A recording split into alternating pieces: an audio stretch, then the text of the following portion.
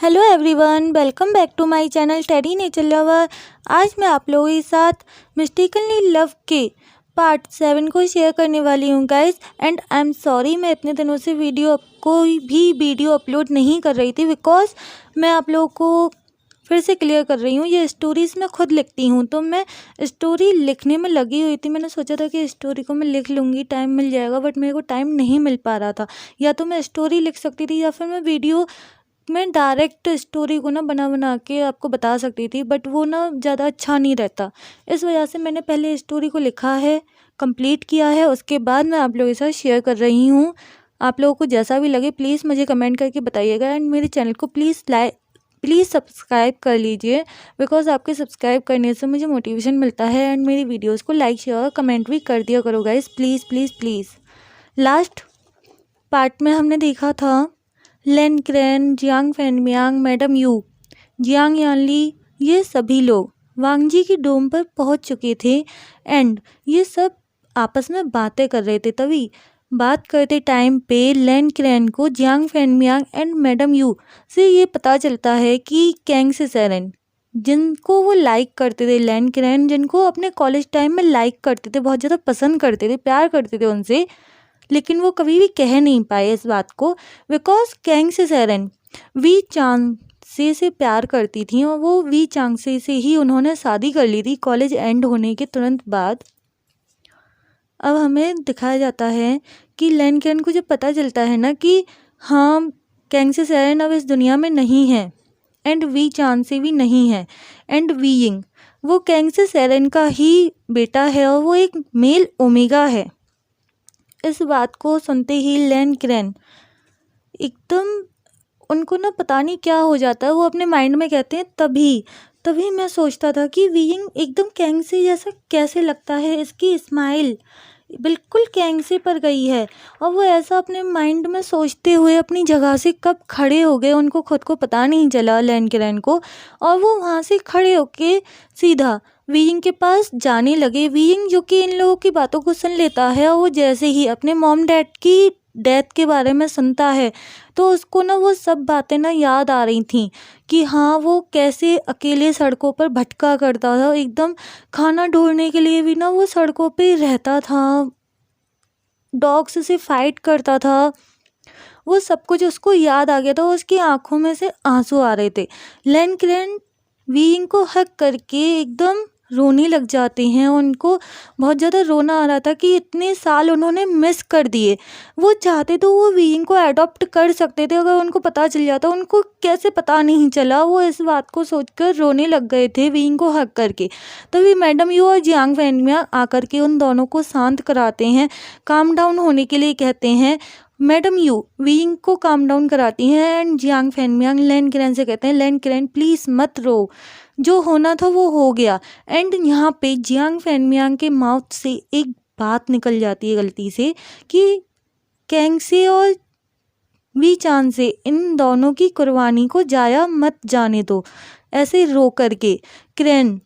तभी लेन क्रेन ना इस बात को सुनते ही एकदम शॉक्ड होके जियांग फैनमियांग के साइड देखने लगते हैं और वो देखते हुए कहते हैं कुर्बानी, कैसी कुर्बानी, क्या, एक मिनट फैनमियांग तुम मुझसे कुछ छुपा रहे हो, मुझे बताओ तुम क्या छुपा रहे हो, मुझे जानना है। ऐसी कौन सी बात है जो तुम मुझसे छुपा रहे हो, बताओ मुझे। और ऐसा कह के जियांग फैनमियांग जो कि कुछ भी नहीं बोल रहे थे क्योंकि शायद उनको जो भी बात पता है वो इस समय नहीं बताना चाहते थे। वहाँ पे वीइंग मौजूद था, जियांग चेंग भी था, जियान यानली, सबसे ज़्यादा जिसको बुरा लगेगा वो वीइंग है। और वो ऐसे नहीं बता सकते हैं वीइंग के सामने कि उसके मॉम डैड को क्या हुआ था। मैडम यू वो भी जियांग फैनमियांग की साइड देख रही थी और वो इशारे से मना कर रही थी। वीइंग उसने रोना बंद कर दिया था और वो कहता है कि अंकल आप क्या कह रहे हो। तभी जियांग फैनमियांग और मैडम यू एक साथ कहते हैं कुछ नहीं, ऐसा कुछ भी नहीं हुआ है, तुम बस रोना बंद कर दो, मैंने कुछ नहीं कहा है ऐसा। जियांग फैनमियांग बस बात को पलटना चाहते थे एंड लेन क्रेन समझ गए थे कि जियांग फैनमियांग बात को पलटना चाहते हैं और वो क्यों पलटना चाहते हैं ये भी वो समझ गए थे लैनकिरन और वो कहते हैं, फैनमियांग मुझे तुमसे अकेले में कुछ बात करनी है, हम डिनर के बाद बात करने वाले हैं। और ये बात लैनकिरन ने बहुत ही ज़्यादा धीरे बोली थी, जो सिर्फ और सिर्फ फैनमियांग को, जियांग फैनमियांग को ही सुनाई दी थी। और जियांग फैनमियांग अपना सिर हाँ में हिला देते हैं और कहते हैं कि आई एम सॉरी बेटा, मैं ऐसा कुछ भी नहीं करना चाहता था। वो वीइंग के पास आ जाते हैं और उससे कहते हैं, आई एम सॉरी, मैंने आज तुम्हारे इतने स्पेशल डे पे तुम्हें रुला दिया, आई एम रियली सॉरी। तब वांग जी को ना थोड़ा सा डाउट होता है कि ये क्या बात थी जो अंकल ने, और वीइंग के भी अंकल ने, एडॉप्टेड फादर हैं, मैडम यू ने कभी भी वीइंग को नहीं अपनाया क्योंकि उनको डर था। वो डर हमें आगे दिखाया जाएगा कि किस बात का डर था, अभी यहाँ पे क्लियर नहीं है। तो वीइंग ना एकदम बहुत देर बाद ना काम डाउन होता है, और काम डाउन होने के बाद वो कहता है, अंकल हमने आपको ना यहाँ कुछ बताने के लिए बुलाया था। तभी जियांग फैनमियांग कहते हैं, मुझे पता है शायद कि तुमने मुझे यहाँ क्या बात बताने के लिए बुलाया है, वो भी अपने इतने स्पेशल डे पर। मैं तुम्हारे लिए एक गिफ्ट लेकर आया हूँ। तभी जियांग फैनमियांग अपने पास से एक लेटर निकालते हैं और कहते हैं कि इस लेटर को तुम मेरे जाने के बाद रीड करना, मेरे सामने मत करो। वीइंग उस लेटर को लेके अपने पास रख लेता है और अपने सिर को हाँ में नोट करते हुए कहता है, ओके अंकल, मैं ऐसा ही करूँगा जैसा आप कह रहे हो। इसके बाद वो सब लोग ना डिनर करते हैं, लेकिन वांग जी के माइंड में वही बात घूम रही होती है। सब लोग शांत होकर के डिनर करने आ गए थे, लेकिन वांग जी के माइंड में वही बात घूम रही थी कि ऐसी क्या बात है, ऐसा क्या हुआ था वीइंग के मॉम डैड के साथ जो ये बात वीइंग के सामने करना सही नहीं समझा इन लोगों ने, नहीं की। ऐसी क्या बात है, पूरा टाइम वांग जी के माइंड में वही बात घूम रही थी। सब लोग डिनर करने के बाद आपस में बैठ के बातें कर रहे थे। तभी लैनकिरन कहते हैं, फैनमियांग चलो हम कहीं घूम कर आते हैं। तब फैनमियांग कहते हैं कि नहीं किरण, मेरे पैर में लगी हुई है, मैं कहीं घूमने नहीं जा सकता हूँ, चलो हम अलग बैठ के थोड़ी सी गपशप करते हैं पुरानी। तब लैनकिरन कहते हैं, हाँ ठीक है, चलो हम लाइब्रेरी में चलते हैं। वांग जी ने एक छोटी सी लाइब्रेरी बना रखी है अपने इस डोम में, हम वहाँ चलते हैं। आयुएंड और सिजवी वो दोनों इतने शरारती हैं कि उनको उस लाइब्रेरी का पहले से ही पता था, और वो दोनों उस लाइब्रेरी में रोज़ डेली चुपके से जाया करते थे खेलने के लिए। जब भी वांग जी और वीइंग उन दोनों को खेलने से मना करते थे ना कि हाँ यहाँ पे मत खेलो, अभी हमें ऑफिस का काम है, या वीइंग को पढ़ाई करनी होती थी, तब वो आयुएंड और सिजवी दोनों के दोनों वो ना उस लाइब्रेरी में पढ़ने जाते थे। जियांग फैनमियांग एंड लैनकिरन वो दोनों उस लाइब्रेरी में आ जाते हैं, और उस टाइम भी आयुएंड और सिजवी वो दोनों उस लाइब्रेरी में कुछ कर रहे थे। जो भी कुछ कर रहे थे वो अपना कोई ना कोई उद्यम लेकर बैठे हुए थे, वहाँ पे खेलने में लगे हुए थे। एंड उनके पास एक रिकॉर्डर है, वो रिकॉर्डर को ना स्टार्ट कर देते हैं जैसे ही वो देखते हैं जियांग फैनमियांग एंड लैनकिरन। वो बच्चे हैं, उनको कुछ भी समझ में तो नहीं आया, बट उन्होंने अपना रिकॉर्डर स्टार्ट कर दिया। और बिकॉज उन्होंने अपना रिकॉर्डर इस वजह से स्टार्ट किया कि बार बार फैनमियांग एक बात रिपीट कर रहे थे कि किरण, वीइंग को पता नहीं चलना चाहिए इस बारे में। इस बात को फैनमियांग ने कई बार रिपीट किया था। एंड वहाँ पे जो भी बात होती है वो हमें अभी नहीं दिखाई गई है कि क्या बात है, लेकिन लैनकिरन बहुत ज़्यादा टेंस हो गए थे उस बात को सुन के। और जब 1 घंटे बाद वो लोग वहाँ से बाहर आते हैं, उस 1 घंटे में सारी रिकॉर्डिंग आयुएंड और सिजवी ने अपने टेप रिकॉर्डर से कर ली थी।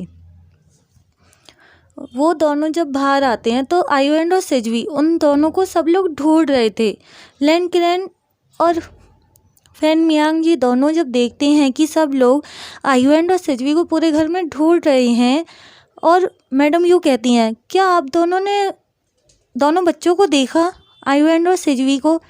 तो फैनमियांग और लैनकिरन अपना नाम सिर हिला देते हैं। तभी चुपके से आयुएंड और सिजवी लाइब्रेरी में से निकल के किचन की साइड चले जाते हैं, और वीइंग उनको ऐसा करते हुए देख लेता है, लेकिन वो कुछ भी कहता नहीं है। और वो तुरंत उनके पास जाता है और कहता है कि ये देखो, ये दोनों यहाँ पर हैं, किचन के जस्ट सामने।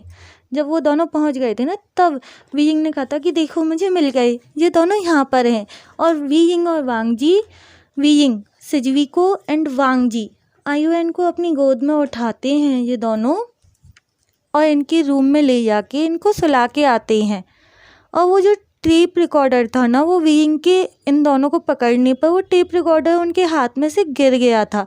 बिकॉज आयुएन और सेजवी वो दोनों ही वीइंग को मम्मा कहते हैं, उन्होंने टेप रिकॉर्डर छोड़ दिया था अपने हाथ में से वीइंग को हक करने के लिए। अब हमें सीन दिखाया जाता है थोड़ी देर बाद का। वीइंग और वांग जी जब आयुएन और सिजवी को सला के रूम से बाहर आते हैं, तब जियांग फैनमियांग एंड लैन क्रेन वो दोनों बहुत ज़्यादा खुश थे, बहुत ज़्यादा हैप्पी थे ये सुनने के बाद कि वांग जी और वीइंग एक दूसरे को लाइक करते हैं, एक दूसरे के साथ रिलेशनशिप में हैं। ये बात वांग जी ने खुद बताई थी अपने अंकल को एंड फैनमियांग को भी।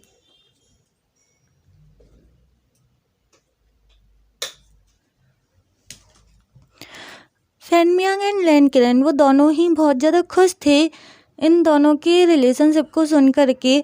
और फैनमियांग जो कि इमेजिन कर रहे थे लैन सीचेन को अपनी बेटी यान यानली के लिए, उनका भी वो जो इमेजिन कर रहे थे ना वो टूट चुका था। बिकॉज लैन सीचेन एकदम स्ट्रेट फॉरवर्डली कह देते हैं अपने एंड जियांग चैंग के बारे में भी। मैडम यू अपने दोनों बच्चों के लिए बहुत ज़्यादा खुश थी बिकॉज वांग जी और लैन सीचेन ये दोनों बहुत ही अच्छे हस्बैंड बनेंगे, ये दोनों बहुत ही अच्छे हैं। इस बात को सोचकर वो ना बहुत ज़्यादा खुश थी। अब हमें थोड़ी देर बाद का सीन दिखाया जाता है। सब लोग बातें करने के बाद, स्वीट खाने के बाद वहाँ से अब इनकी जाने की बारी थी। मैडम यू वो स्ट्रिक्टली कहती हैं लैन सीचेन और वांग जी से कि शादी से पहले लिमिट क्रॉस मत करना। अब उनको कौन बताए कि वांग जी तो पहले ही लिमिट क्रॉस करके बैठा है, उसने तो प्यार अपना कन्फेस बाद में किया था, पहले लिमिट क्रॉस की थी अपनी। ये बात कौन बताएगा मैडम यू को। और इस बात को सुन के जैसे ही मैडम यू ने कहा कि लिमिट क्रॉस मत करना, एक टीजिंग स्माइल देता है वीइंग वांग जी को, और वांग जी के पूरे चीक्स और ईयर्स ना एकदम ब्लश करने लग गए थे, रेड हो गए थे। एंड दूसरी साइड लैन सीचेन वो भी ब्लश कर रहे थे और जियांग चैंग भी ब्लश कर रहा था। इन तीनों को ऐसे ब्लश करते हुए देख के लैन क्रेन को थोड़ा सा अंदाज़ा हो जाता है कि इन लोगों ने कुछ ना कुछ तो किया है अपनी लिमिट से बाहर, तभी ये लिमिट क्रॉस करने वाली बात पर ही ऐसे ब्लश कर रहे हैं। और लैन क्रेन जो कि बहुत ज़्यादा टेंस थे वीइंग को लेके, बट वो वीइंग को ऐसे स्माइल करते हुए देखकर उनकी टेंशन ना एकदम दूर हो गई थी। उस टाइम पे वो ना भूल चुके थे उस बात को, जो भी बात हुई थी फैनमियांग और लैन क्रेन के बीच में, वो उस बात को भूल चुके थे। अब ये तीनों वहाँ से निकल जाते हैं अपने अपने घर के लिए। जियान यानली उनको ड्रॉप करने के लिए लैन सीचेन आए थे बिकॉज आज जियांग चैंग और वीइंग ये दोनों आज वांग जी के डोम पर ही रुकने वाले हैं। बिकॉज इनको सुबह मॉर्निंग में जल्दी अपनी यूनिवर्सिटी जाना है, इनके एग्ज़ाम हैं, इनका पेपर है, तो इनको जाना है जल्दी। तो वांग जी इनको उठा के जल्दी छोड़ के आएगा इनकी यूनिवर्सिटी तक, और जियान यानली उनको कोई परेशानी भी नहीं होगी। इस वजह से लैन सीचेन जियान यानली को उनके कैफ़े पे छोड़ के वापस से वांग जी के डोम आ जाते हैं। एंड जब वो डोम पर आते हैं तो ये सब लोग ना सफाई करने में लगे हुए थे, वांग जी, वीइंग, जियांग चैंग। तो लैन सीचेन भी इनके साथ में सफाई करवाते हैं, क्लीन करवाते हैं डोम को, और उनकी नज़र अचानक से उस टेप रिकॉर्डर पर पड़ जाती है और वो उस टेप रिकॉर्डर को उठाते हुए कहते हैं ये शायद बच्चों का है ना। तब वांग जी कहता है कि हाँ ये बच्चों का है, हमें इसे रख देना चाहिए, वो बहुत ज़्यादा गुस्सा हो जाएंगे। तब जियांग चैंग को एक आइडिया आता है और जियांग चैंग कहता है कि हमें सुनना चाहिए, ये बच्चे क्या क्या रिकॉर्ड करते रहते हैं, हमें ना सुनकर देखना चाहिए कि हमारे बच्चे रिकॉर्ड क्या करते हैं। जैसे ही जियांग चैंग ये कहता है ना हमारे बच्चे, वांग जी को इतना ज़्यादा अच्छा फील होता है, इतना ज़्यादा अच्छा लगता है उसको कि हाँ जियांग चैंग और वीइंग ये दोनों ही बच्चों से बहुत प्यार करते हैं। तब वांग जी ना चाहते हुए भी वीइंग और जियांग चैंग के कहने पर हाँ कर देता है कि हाँ ठीक है, हमें इनकी रिकॉर्डिंग सुननी चाहिए। सबसे पहली रिकॉर्डिंग जो थी वो उन बच्चों के रैबिट्स की आवाज़ थी। दूसरी जब रिकॉर्डिंग स्टार्ट करी, वो चिड़ियों की चहचहाट जो होती है ना, चिड़ियाओं की जो साउंड होती है ना मॉर्निंग टाइम में, वो साउंड उन बच्चों ने रिकॉर्ड करके रखी हुई थी। एंड थर्ड रिकॉर्डिंग जो थी वो तब की थी जब वीइंग और वांग जी इंटीमेट हुए थे फर्स्ट टाइम। वांग जी को लगा था कि आयु एंड और सिल्वी सो चुके हैं, लेकिन वो सोए हुए नहीं थे उस टाइम पे।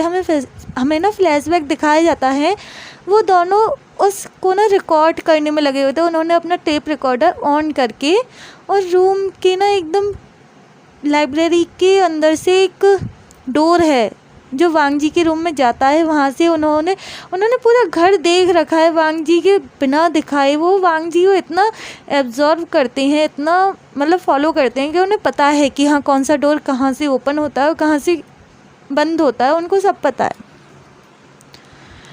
और जैसे ही वांग जी उस वॉइस को सुनता है, उसको वो दिन याद आ जाता है और वो उस रिकॉर्डिंग को ना एकदम बंद कर देता है। तब जियांग चैंग कहता, सुनने तो दो, क्या रिकॉर्डिंग है, तुम इसे कैसे बंद कर सकते हो वांग जी।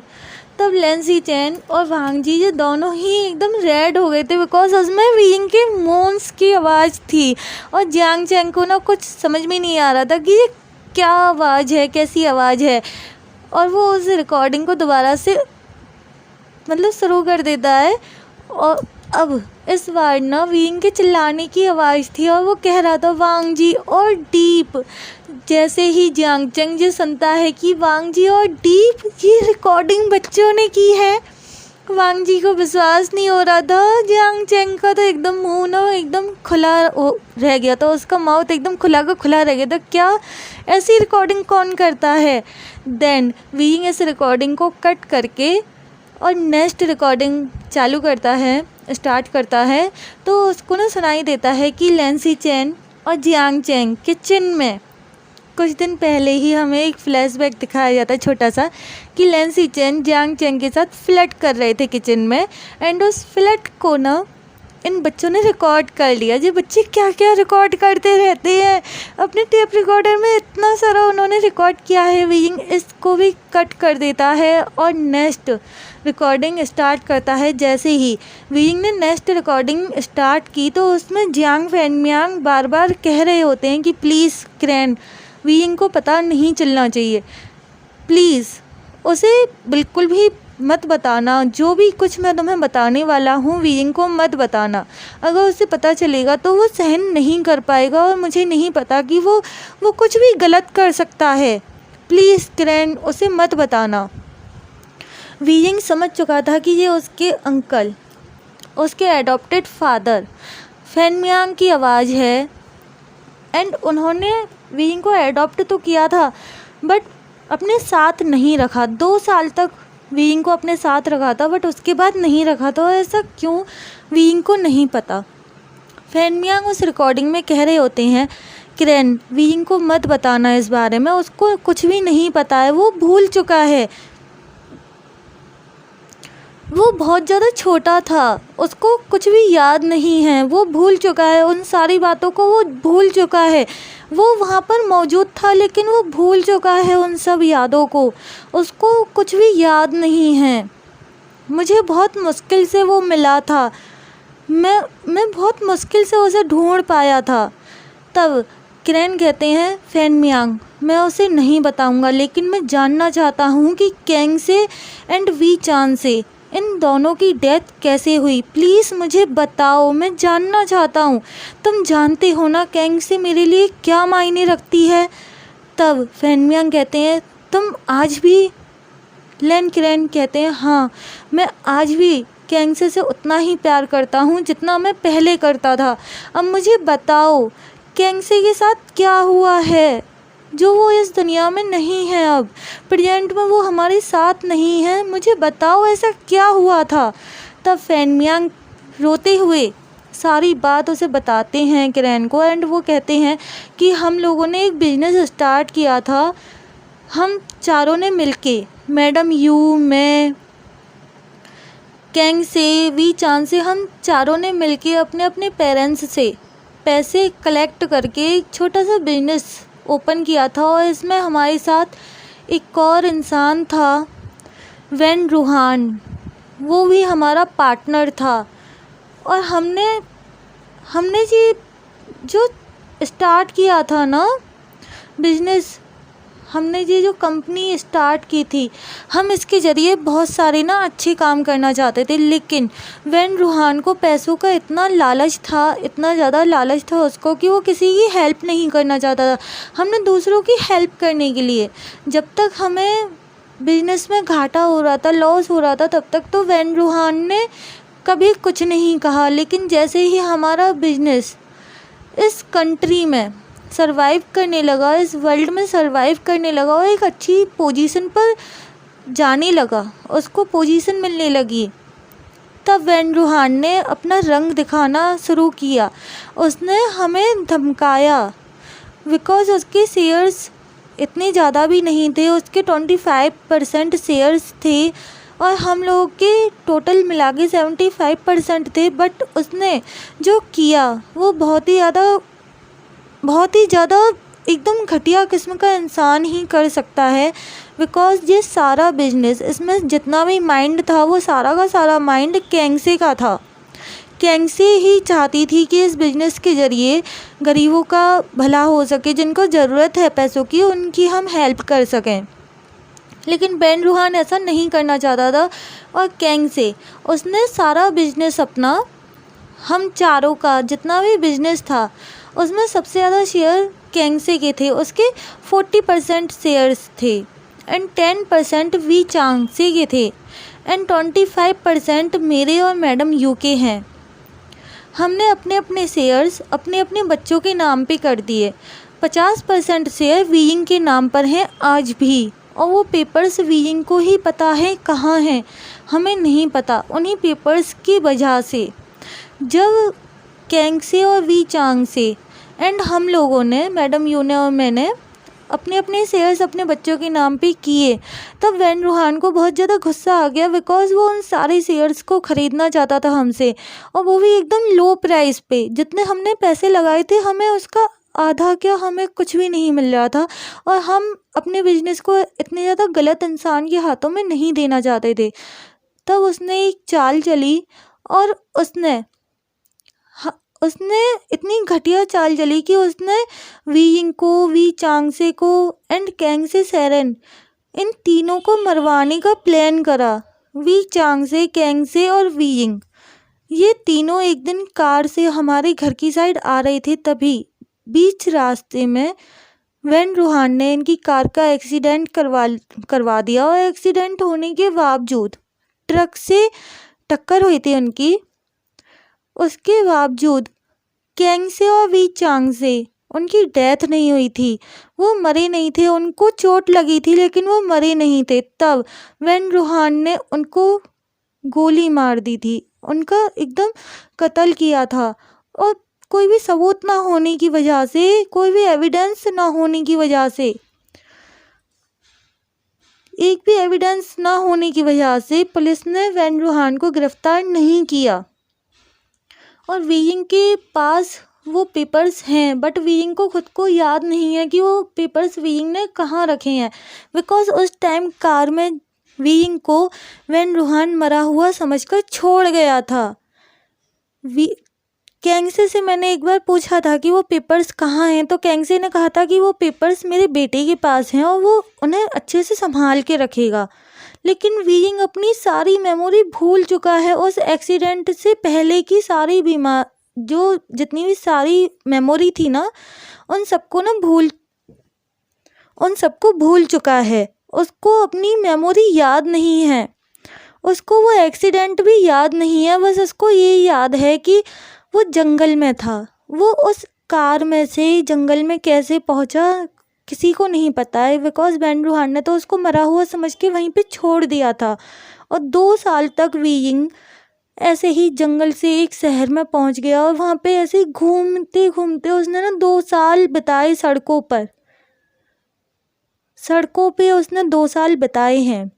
इतनी सारी बातें सुनकर वांग जी, वीइंग, जियांग चैंग, लेंसी चैन इन सबको रोना आ रहा था। ये इन सबकी आंखों में से आंसू आ रहे थे। तभी वीइंग के और वांग जी के माइंड में एक बात आती है। वो दोनों एक दूसरे की साइड देखने लगते हैं। तो वीइंग कहता है कि मुझे वो ढूंढना पड़ेंगे, वो पेपर्स मेरे पास होने चाहिए, है ना।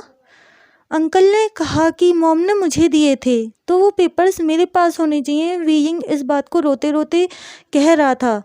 हेलो एवरीवन, आज के पार्ट को मैं यहीं पे कंप्लीट करती हूँ गाइस।